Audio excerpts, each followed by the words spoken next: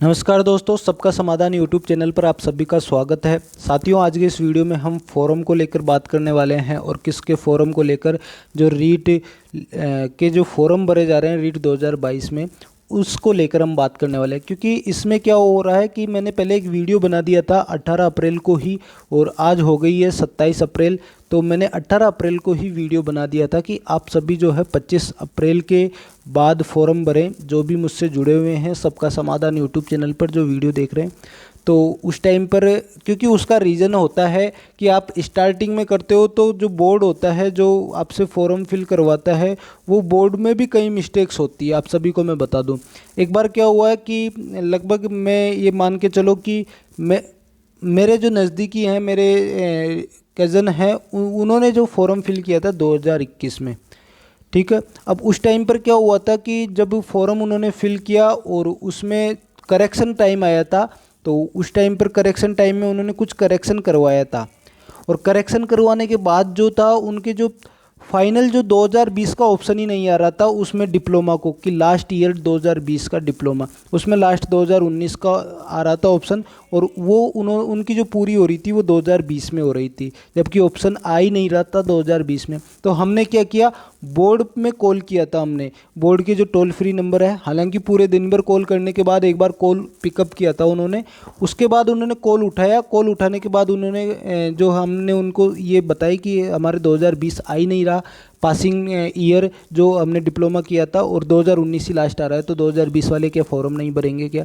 तब उन्होंने कहा कि हमें अभी पता नहीं लगा, आपने बताया हम इसको 1 घंटे में सही करके वापस कर देंगे। और वाकई में 1 घंटे बाद में ये प्रॉब्लम सोल्व हो गई थी। 2019 के बाद में 2020 भी ऑप्शन में आया था। तो ये चीज़ें हुई थी उस टाइम पर। तो लगभग बोर्ड को भी नहीं पता होता है कि कुछ मिस्टेक्स चल रही है, लेकिन स्टूडेंट्स की तरफ से फिर उनके पास शिकायत जाती है, तो वो इसको लेकर फिर एक्शन लेते हैं, क्योंकि ये वाजिब शिकायत होती है, तो वो उसको लेकर एक्शन लेते हैं। और ये अब लेकिन आप क्या करते हैं, कई स्टूडेंट्स जो है फर्स्ट डेट पे फॉर्म अप्लाई कर देते हैं जल्दबाजी के चक्कर में, क्योंकि सब्र करना भी इम्पोर्टेंट होता है। तो जैसे ही फर्स्ट डेट पे आपने अप्लाई कर दिया, उसके बाद में फिर आपकी कुछ मिस्टेक्स हो जाती है, और मिस्टेक्स होने के बाद फिर वो आपकी जो है टेंशन रहती है। अब जब तक करेक्शन नहीं आएगा, तब तक अब करेक्शन आएगा 1 मंथ्स लेटर, तो तब तक आपकी स्टडी भी अच्छे से नहीं होती, आपको टेंशन रहती है उसकी। अब उसमें प्रॉब्लम होती है। इसी वजह से मैं मेरे सभी स्टूडेंट्स को ये कहना चाहता था कि आप इतनी जल्दी फॉर्म अप्लाई मत कीजिए।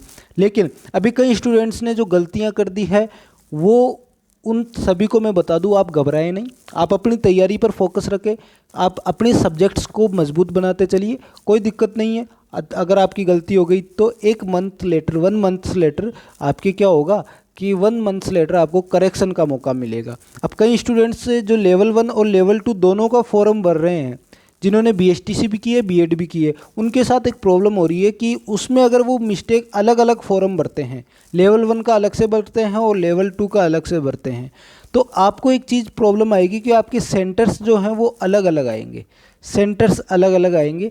इसीलिए अगर आपने सिर्फ अभी तक लेवल 2 का फॉर्म भरा है या फिर लेवल 1 का ही फॉर्म भरा, आपको दोनों भरने हैं, तो एक साथ ही भरने हैं, लेवल 1 और लेवल 2 दोनों में ही उसी फॉर्म में फिल करना है, ताकि एक सेंटर आपका आ सके। और अगर आपके उसके बावजूद आपको बाद में कोई मिस्टेक हो गई, तो आप एक काम कीजिए, नया फॉर्म आप भर दीजिए। उसमें नया फॉर्म अगर आप भरेंगे तो उसमें लेवल 1 और लेवल 2 को दोनों को भर दीजिए, और जो इसका एडमिट कार्ड आएगा और वो एक रिजेक्ट करवा हो जाएगा, और इसका जो एडमिट कार्ड आएगा उसके आप एग्ज़ाम देने चले जाइए, ठीक है। ये एक सेंटर पे अगर आप एब्सेंट भी हो जाएंगे, तो जो लेवल 1 और लेवल 2 दोनों का आप फॉर्म भरेंगे, उसके एडमिट कार्ड पे आप उस सेंटर पे आप एग्ज़ाम देने चल जाना। तो ये ज़्यादा इंपॉर्टेंट होगा। आप नया फॉर्म फिल कीजिए, भले ही आपकी फ़ीस ज़्यादा लग रही है, लेकिन अगर आपको दोनों लेवल का देना है तो इस हिसाब से करना होगा। बाकी अभी आप क्या करो, क्या क्या मिस्टेक्स हो रही है, क्या क्या प्रॉब्लम्स आ रही है फॉर्म फिल करने में, उसके मैं आप सभी को बता दूंगा।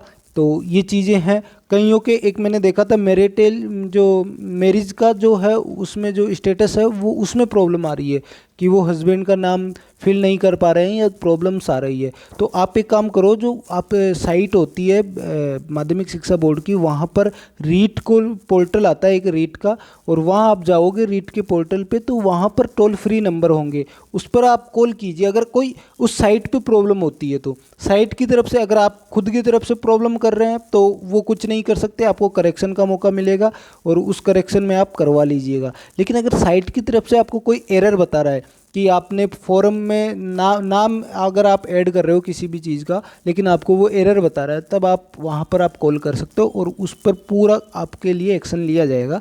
हालांकि एक बार में कॉल पिकअप नहीं होगा, पूरा दिन भी लग सकता है, 2 दिन भी लग सकते हैं, या 2-3 बार में भी कॉल पिकअप हो सकता है। तो आप लगातार किए जाइएगा और ये इम्पोर्टेंट है।